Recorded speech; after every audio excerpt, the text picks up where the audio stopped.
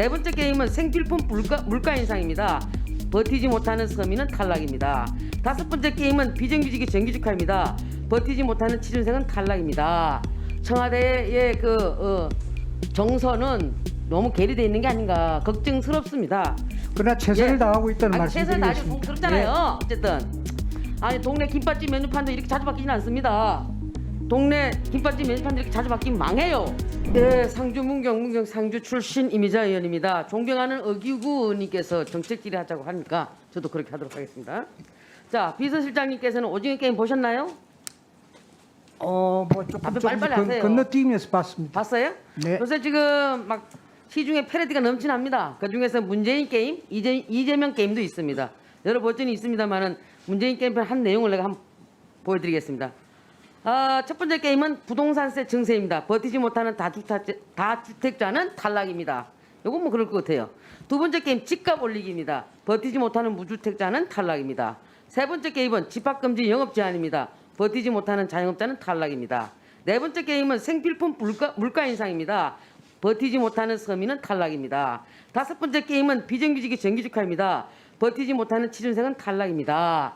이게 지금 시중의 민심입니다. 민심. 그런데 어저께 대통령께서 국회 오셔갖고 시정연설 하실 때 보니까는 엄청나게 깨알자랑 하시던데 너무 민심과 청와대의 정서는 너무 계류되어 있는 게 아닌가 걱정스럽습니다. 그래서 본 의원은 부동산 관련돼 갖고 좀 자세히 보겠습니다. 문재인 대통령께서 2017년 8월 취임 100일 때에 이렇게 말씀하셨습니다. 정부는 더 강력한 대책도 주머니 속에 많이 넣어두고 있다. 이 주머니가 하근이긴 합니다만은 2019년 11월 국민과의 대화를 통해서 뭐라 했습니까? 부동산 문제만큼은 우리 정부에서는 자신 있다. 이렇게 장담하고 싶다라고 말씀하셨습니다. 그런데 급기야 20년 1월달 신년사를 통해서는 이제 전쟁하겠다고 했습니다. 부동산 투기와의 전쟁에서 결코 지지 않겠습니다라고 했는데 2021년 올해 신년사 뭐라 했습니까? 국민들께 매우 송구한 마음을 했습니다. 실장님도 매우 송구스럽죠, 국민들께. 뭐 아까 제가 말씀드렸습니다. 그렇죠? 문재인 정부 아픈 곳입니다. 예. 예, 송구스럽죠. 그러나 최선을 다하고 있다는 최선을 다하지 말씀드리겠습니다. 송구스럽잖아요. 어쨌든 그리고 근데 국민들은 이렇게 느낍니다. 아유, 그 진정성을 못 느끼겠어. 응? 왜? 뭐 2017년에만 해도 6번, 2018년도 5회, 2019년도 7회, 2020년도 6회, 연평균 6번씩입니다. 두 달에 한 번씩 주머니 속에 대책을 꺼내놓으니까 아니 동네 김밥집 메뉴판도 이렇게 자주 바뀌지는 않습니다. 예? 동네 김밥집 메뉴판도 이렇게 자주 바뀌면 망해요. 부동산 전문가들도 뭐랍니까? 도대체 이놈의 정부 부동산 정책 변화를 따라가기 힘들다고 했어요. 예? 그러니까 그게 시장에서 뭐랍니까? 정부는 제발 아무것도 하지 말라. 아무것도 하지 말고 가만히 계시라. 그런데도 불구하고 또 올해 이사 대책 발표했지 않습니까? 문재인 정부의 부동산 정책은 새로 정책이 나올 때마다 새로운 실패를 보여주었고 부동산 시장은 정부 정책에 따라서 집값만 쭉쭉 올라갔다. 이렇게 평가들 하고 있습니다. 저는 한번 살펴볼까요? 참 깝깝합니다.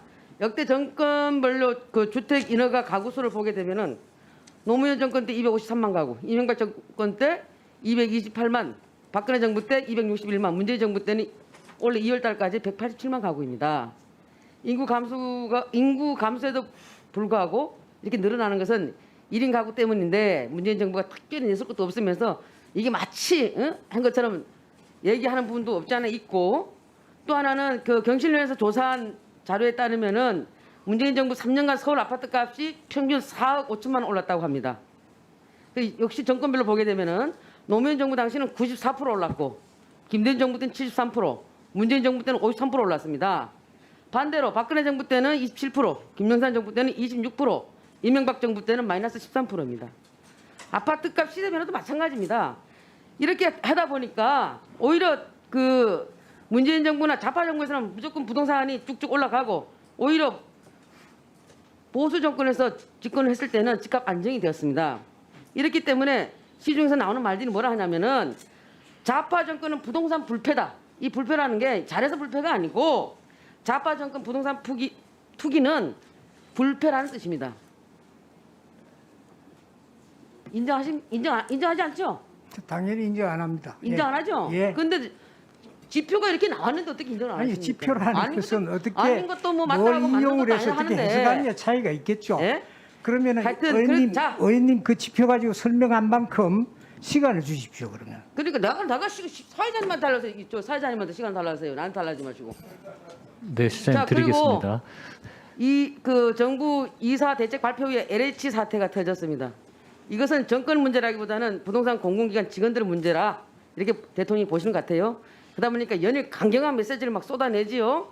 멈추지 말고 정치 유불리도 따지지 말고 끝까지 파헤쳐라. 범법행위에 대해서는 단호히 처벌하고 부당이 철저하게 간수해야 된다. 차명거래와 탈세, 불법 자금, 투기와 결합된 부당 금융 대책까지 끝까지 추적해야 된다. 이렇게 말씀하셨습니다. 잘하셨어요. 그런데 왜 이거는 100억대 땅 투기 사건인데 그보다 더 큰 100억의 100배 조의 대장동 이 부동산 게이트에 대해서는 그냥 검찰과 경찰이 적극적인 협력해서 신속하게 철저히 수사해라 이렇게 그냥 슬쩍 하고 맙니다.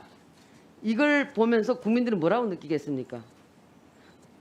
뭐 말씀으로서는 검찰과 경찰이 철저히 수사하고 엄중히 수사했다고 말씀하시지만은 굉장히 강도도 약해요. 그래서 좀 묻습니다. 실장님, 예. 여러 의원님들께서 야당 의원들께서 뭐 지적하시고 또 한번 요청도 드렸는데 이제는 특검으로 가야 합니다. 특검으로 가야 합니다. 물론 특검은 여야가 합의를 해서 해야 되겠지만 우리 그 존경하는 비서실장님 이제 임기도 얼마 안 남았는데 예? 국민들도 아까 보셨지 않습니까? 특검으로 가야 된다는 게 70%고 그렇지 않습니까?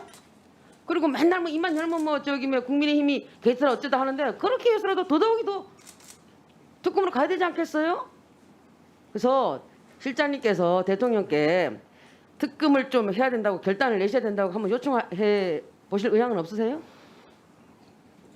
없죠? 뭐 저희들도 여러 가지 내부적으로 뭐 고민을 하고 있습니다. 고민만 하시는 거예요. 고민만 하다가 임기 끝나면 국민들이 실장님 보고 뭐라 하겠어요?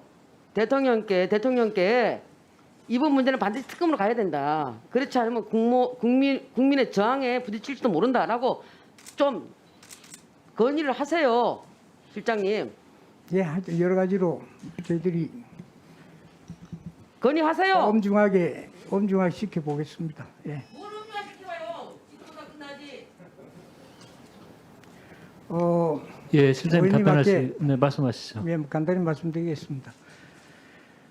그 대통령께서 어제 이제 시정 연설에 여러 가지 지금 의원님께서 지적하신 그런 부분들은 이게 예산에 대한 시정 연설입니다. 그러니까 대통령이 국회에 나와서 지금까지 늘 직접 한 이유가 국회에 대한 어떤 권위의 그런 인정이고 국회에 감사함도 표시하고 그러면서 이 예산 관련해서 내년도에 어떤 걸 담았으니까 이걸 도와달라 이런 자리입니다. 그렇기 때문에 지금까지 한 성과에 대해서 당연히 설명을 해드려야 되고요. 그런 성과들이 보는 각도에 따라서는 자기 자랑만 한다라고 볼 수 있습니다만은 그런 측면에서 말씀을 드렸다. 대통령을 너무 좀 그래 안 해주셨으면 좋겠다. 그래도 대통령이 40% 지지율을 가지고 있는 분입니다. 정말 최선을 다하고 있습니다. 그러니까 지나치게 좀 폄훼하지 않았으면 좋겠다는 말씀을 좀 드리겠습니다. 국민 70%가 요구하는 특검은 아까도 말씀드렸듯이 국회에서 논의를 해 주십시오. 그거는 결단을 내라고 얘기 좀 하세요. 논의 중 결과에 따라서 결단을 내리겠습니다. 그러면 예, 예, 답변 다 되셨습니까, 실장님? 예, 뭐 수표 같은 거 저도 뭐 자료 그려놓고 낼 만한 게 준비가 안 됐습니다. 기회 있을 때 하겠습니다. 예, 우리 이미자 의원님 수고하셨습니다.